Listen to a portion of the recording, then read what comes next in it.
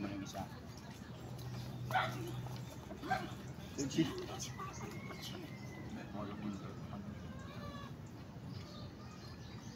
Bibida pa si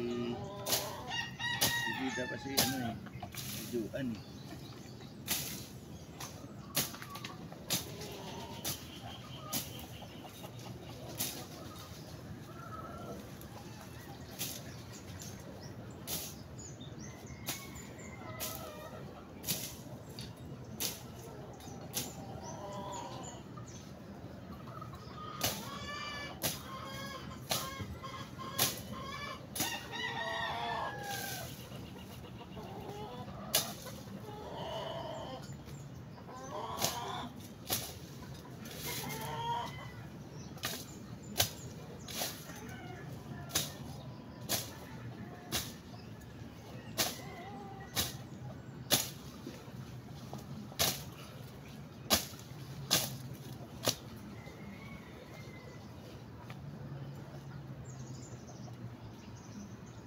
Tapasin mo na lang yan.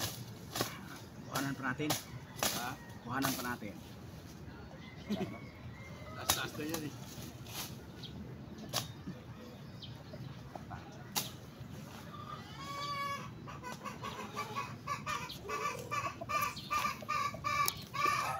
Katungin, papawis po tayo ng umaga pa. Pawisan naman tayo. Ang inyong lingkod na si Katunying, mapawisan.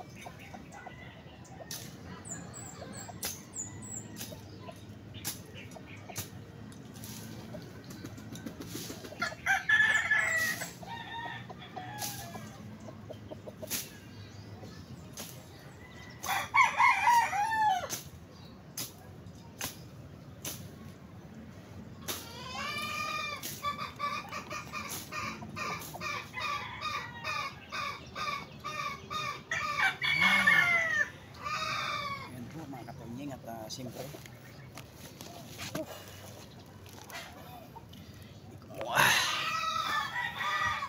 Papahinga po muna tayo kunti mga katons at ito kasi ay malawak pa po yan oh. Malawak pa po yung ating gagapasan. Ayan at delikado po ito dahil sa ganitong kalago ang damo maaari po itong pamahayan ng mga ahas mga katunyo. Kaya siyempre papahinga po muna tayo at may magluluto pa tayo ng almusal mga katons. At siyempre pinawisan din si Katunyeng. Ayan. At magandang umaga po sa inyong lahat. At siyempre sa mga kapanood nitong aking video, sana po ay mai-share nyo po ito at mai-follow ninyo. Ayan po.